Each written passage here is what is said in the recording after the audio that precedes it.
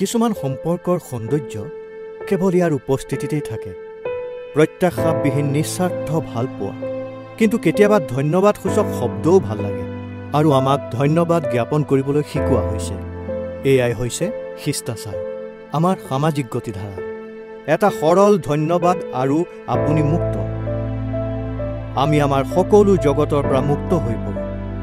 এটা শব্দ ধন্যবাদ আৰু সকলোবোৰ ঠিক হৈ যায়। প্ৰশ্ন হৈছে, আমি বাৰু কেতিয়াবা আমাৰ মাতৃৰ ঋণ পৰিশোধ কৰিব পাৰিমনে? আমাক তেওঁ প্ৰদান কৰা এই জীৱনটোৰ বাবে। আমাৰ বাওঁহাতে বাৰু কেতিয়াবা আমাৰ সোঁহাতখনক নুসুধাকৈ একেলগে থকাৰ বাবে ধন্যবাদ জনাব পাৰিবনে? আমি নোৱাৰোঁ, নহয়নে বাৰু? একেদৰেই আমিও আমাৰ কৃষকসকলৰ বাবে এটা সবল বান্ধোন ভাগ বতৰা কৰোঁ।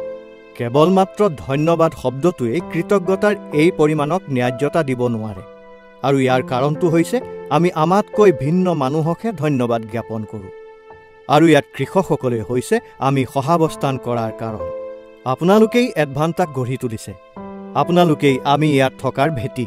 ঠিক একেদৰেই যেনেকৈ মাতৃ এগৰাকী তেখেতৰ সন্তানৰ বাবে থাকে। এডভান্টাত আমি আমাক আৰু সমগ্ৰ দেশখন চলাই নিয়াৰ বাবে সদায় আমাৰ কৃষকসকলৰ প্ৰতি কৃতজ্ঞ হৈ থাকিম। আমাৰ জীৱনলৈ আপোনালোকৰ ব্যাপক অৰিহণাক যিকোনো পৰিমাণৰ ধন্যবাদেই পূৰণ কৰিব নোৱাৰে।